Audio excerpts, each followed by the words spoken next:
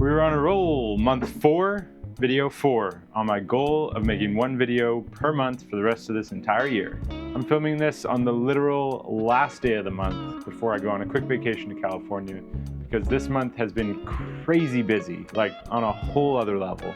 Originally, this video was going to be about documenting and creating a new product, start to finish. I started, and I just didn't have time, so it got pushed to the side, and here we are, last day of the month.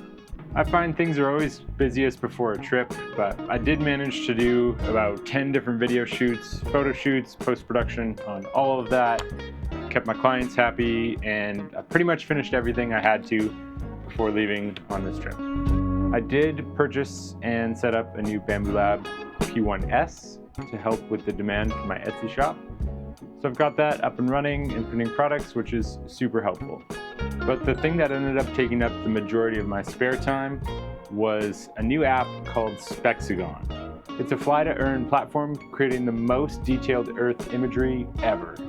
For drone pilots who have a DJI Mini 2 or 3 and an Android phone with the old style controller, that means that if you are on the app, set up, signed up and all that stuff, and you're looking on the app and you see a Spexagon, which looks like a hexagon on the map, you literally just have to press fly and the drone will head on up, take 7 sets of panoramas, and then you make 10 bucks.